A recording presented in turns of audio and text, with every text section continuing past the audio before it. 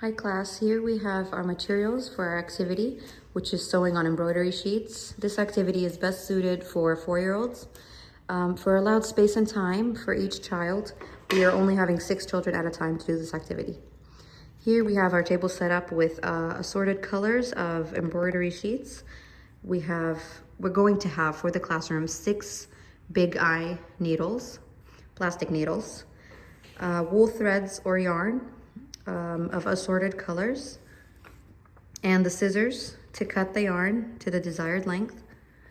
We have to make sure that there's also a trash can nearby for scraps, or a bin for the yarn if you would like to recycle it. Before we begin our activity with the children, we'll ask them a few questions, open-ended questions. We'll ask what the materials they see in front of them are before we explain it to them. And then we ask them what they think we'll be doing with the materials, and we will begin to demonstrate to the activity. Each child will then choose an embroidery sheets and color of yarn, specifying that they can use multiple colors of yarn if they want. The teacher now will demonstrate cutting the yarn to a specific length, and they will then put it through the needle and make sure to demonstrate to the children to tie a knot before beginning to thread.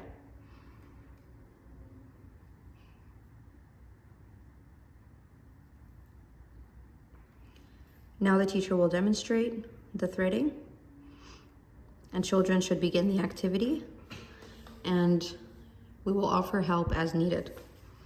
Pulling through the holes integrates physical development and strengthens the children's fine motor skills by using their finger muscles to thread. It also enhances hand-eye coordination. It also enhances cognitive and emotional development for this age. The children will be asked about their feelings during the embroidery, the textures of the material, and the shapes they create. Here the teacher will also be demonstrating to tie a knot to make sure their art piece does not fall apart.